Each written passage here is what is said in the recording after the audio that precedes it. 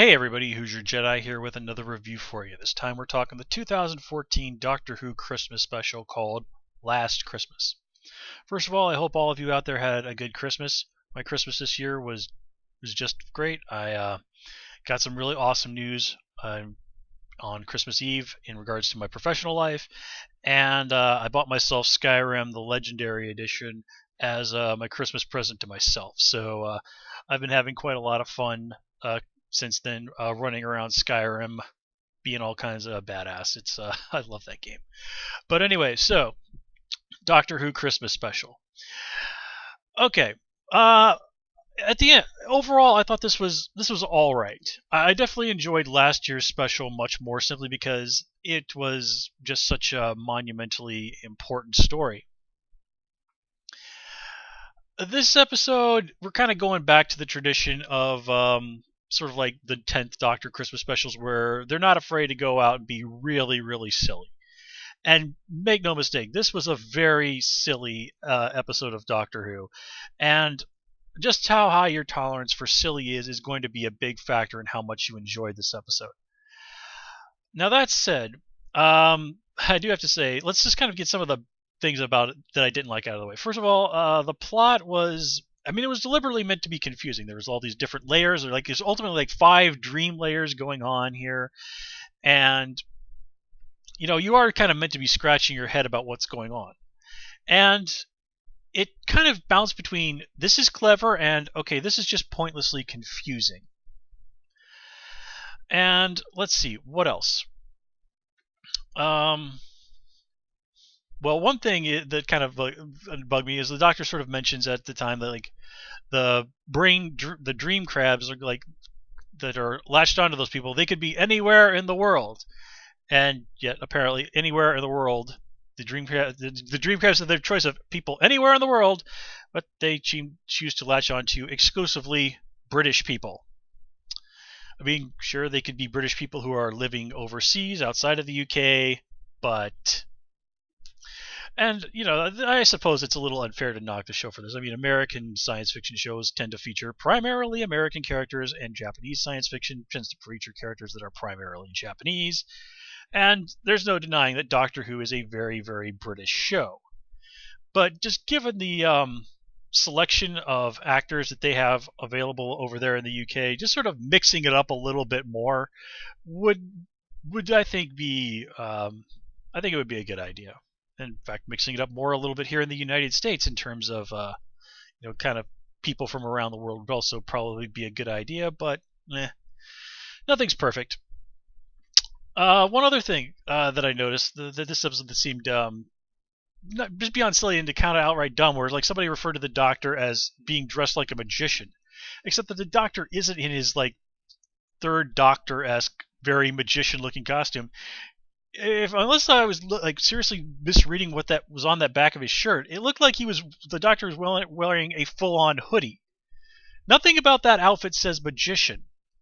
That outfit says your dad, when he has to make a run to the hardware store, it's kind of cool out, and he doesn't give a shit what he looks like.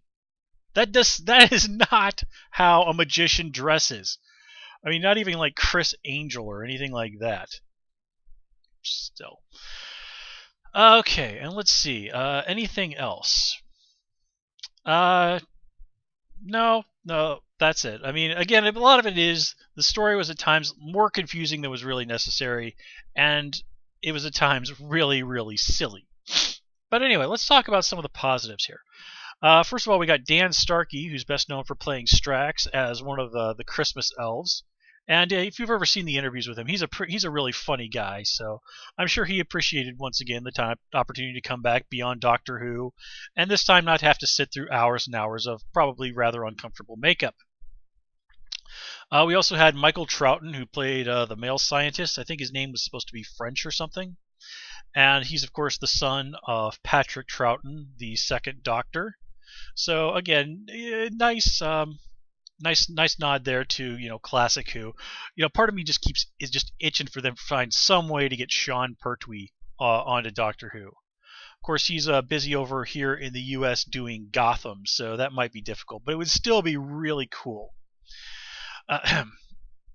And let's see. We also got to see some blatant nods to some classic Christmas stuff, like Shauna's List had "It's a Wonderful Life," and it came from outer space, and then it also kind of listed at the very bottom her having a Game of Thrones marathon.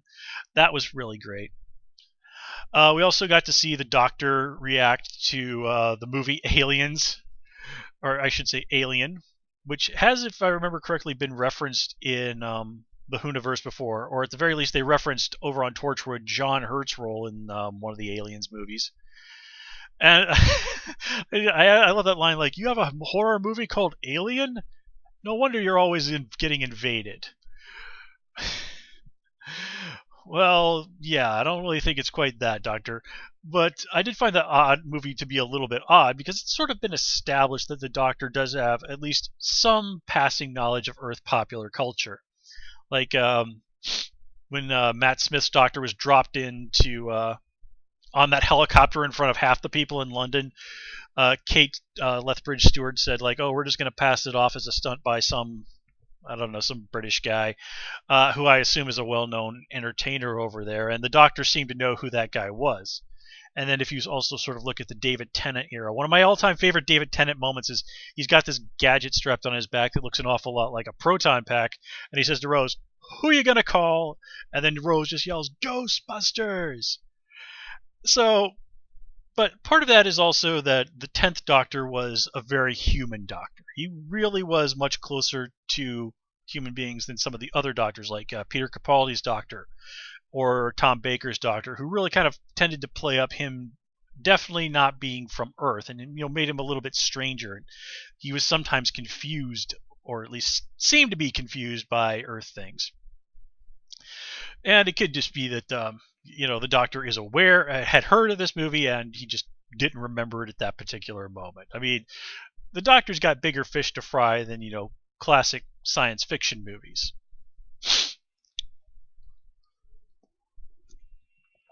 But yeah, definitely. I mean, this was a movie that was very unapologetic about borrowing from stuff like Alien. It came from outer space, and John Carpenter's The Thing. Even a little bit from Nightmare on Elm Street, Dream Warriors, where they suck the guy in through the TV screen. And of course, just about like every single Christmas story ever. And a lot of this does hinge on Nick Frost's performance as Santa. Now, Nick Frost, of course, is over here in the States kind of best known for being Simon Pegg's partner in crime. He was co-starred in Shaun of the Dead and oh geez, what was that one other movie he was in with Simon Pegg where they were cops out in the middle of nowhere? Hot Fuzz, yeah, that's the one. That was a good movie too. But anyway, yeah, he's kind of Simon Pegg's partner in crime, as I said. And he's also a very good comedian in his own right. And just having him and Peter Capaldi bouncing off each other was great. Really fun stuff there. A lot of them, as British people might say, taking the piss out of each other. Let's see, what else? Oh, yeah, we also can't kind of forget the main thing that this episode was about, and that's really, at the end of the day, repairing the relationship between Clara and the Doctor. And when we last left them, Clara had gone off to live her own life. She had lied to the Doctor had lied to her. And here the truth comes out, and they both end up forgiving each other, and Clara kind of realizes nothing makes her feel quite as alive as traveling with the Doctor. And we sort of saw adult Clara. She sort of mentions that she's taught in every country in Europe, showing that Clara sort of wanted to live that life of adventure. She never really wanted to settle down. And teaching across Europe was probably the closest that she could get to traveling with the Doctor. Nobody really leaves the Doctor until they're ready to leave the Doctor.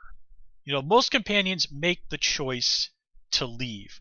I mean, yes, the occasional companion has died or something else has happened, but for the most part, for whatever reason, when they choose to leave, when they leave the Doctor, it's because that is what they have chosen.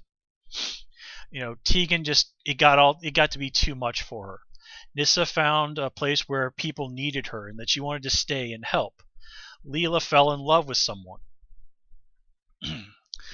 So that kind of brings us around to what I read online today, and that Jenna Coleman had confirmed that she was going to stay on through one more season, season 9 of the show. So the whole question of who's going to be the new companion, when are we going to see them? Well, that gets put off for a little bit longer. I know I've seen some people sort of tossing around the idea that they might have been sort of floating the idea of Shauna as a replacement companion. Like with her mentioning, oh, we should stay in touch again, and just the fact that when we sort of see Shauna's life, she's mentions that she's got a job at a perfume counter at a department store. She seems like she's got kind of a crappy humdrum life. I mean, I'm getting more than a little bit of a Rose Tyler vibe off of her, and I wouldn't be opposed to that. I thought Shauna was an interesting character, and I definitely liked her. But again, I'm not going to really waste a whole lot of my time right now worrying about who the next companion is going to be. But anyway, getting back to the story itself. As I said, this episode's main thing was kind of get the relationship between Clara and the Doctor back to a place where it's good, where they want to travel together again.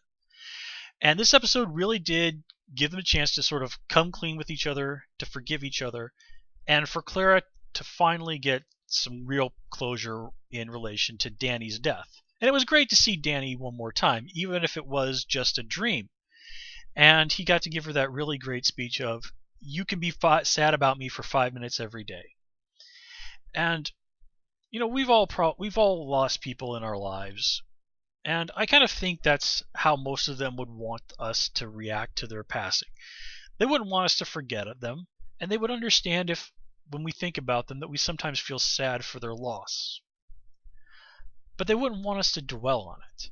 They'd want us to go on with our lives, to be as happy as we can, to live our lives in a way that would make them proud. And you can tell that Clara has gotten there. She's never going to forget Danny. He's always going to have a special place in her heart. Probably one of the most treasured in her places in her heart, right alongside her parents and the Doctor. And I love how she said when the future Doctor is talking, when the Doctor is talking to old Clara, and he says, you never married anyone else there was anybody after Danny. And she said, no, but there was someone else, but he was impossible. Which, sort of going back to the whole thing of Clara having a thing for the 11th Doctor. Obviously, that relationship, that ain't going to happen with the 12th Doctor. I mean, I did sort of love his reaction to her giving him a hug. But, he eventually sort of like, yeah, okay, just this one time. And it was also really awesome to actually see the 12th Doctor just experiencing joy when he just says like, what the hell, and he pilots Santa's sleigh. That sort of shows that cheerfulness, that young man trapped in an old man's body that was so, old man, let me try that again. It showed that some of the Matt Smith Doctor was still in there. I mean, grabbing the sleigh and shouting and cheering like that. That was pure 11th or 10th Doctor, something that they would have done. And it is really nice to see that joy and energy and love of the fantastic little 9th Doctor is still there in the 12th Doctor. Even though he is a darker and more serious Doctor, just knowing that the love of life and experience and joy that is so intrinsic to why the Doctor goes out there and explores the universe is still present in this Doctor. This is a Doctor who takes things much more seriously, but reminding us that the lighter side, that the wanderlust side, the joie de vivre, that is so intrinsic to the Doctor's character is still in there and can still bubble to the surface. I mean, it really is a wonderful moment for showing the 12th Doctor as a multifaceted character. And let me see. Oh yeah. Hey, the dream crab that killed the male guy. Did you notice how they never address what happens to that one? I mean, it's probably still out on Earth eating people's brains or something. But yeah. So let's see. Anything else? Well, we also learned the title of the first episode of season 9, which is The Magician's Apprentice. Now, probably, I think in a lot. I mean, this could mean anything, but what it comes to my mind is what I read about a plan that they had for the Seventh Doctor's companion, Ace, that they never went through with, and that was that the Doctor was actually going to have her enrolled in the Time Lord Academy. Now, again, that never happened, and really, the closest we've ever seen to a human who became a Time Lord is, of course, River Song. But, it would be kind of interesting if that was sort of the new role between the Doctor and Clara. If it's like, Doctor, hey, teach me how to be a Time Lord. I know I can't do that regeneration stuff and all, but, I want to learn how to pilot the TARDIS and all this other stuff. I mean, you could even sort of look at it as sort of a nod to that when one of the first things that the Doctor says to Clara is, "Do you happen to know how to pilot this thing?"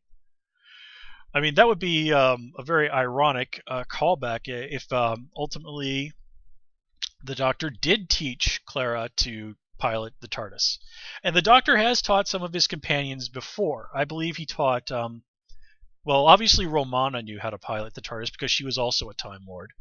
I imagine, I can't remember. I don't think Susan knew exactly how, but I think she had some knowledge of how to do it. And if I remember correctly, Nyssa and Tegan also had some knowledge of how to pilot the TARDIS. Tegan couldn't do it very well. She was, in fact, really bad at it. But she did at least have some basic knowledge of how to control the TARDIS. If I remember right, Nyssa did a much better job of it, but Nyssa was a brainy, intellectual type and who got along with the Doctor really well because very similar kind of people. Man, I miss Nyssa. She was a great companion. She's actually one of my all-time favorites. But anyway, that is all I have for you this time around, guys. As always, please comment, rate, and subscribe. And of course, you can follow me on Twitter at Hoosier Jedi. Definitely, guys, please have a great and safe New Year. And I will, of course, continue to be doing reviews throughout 2015, including new Doctor Who reviews. So, until then, guys, see ya.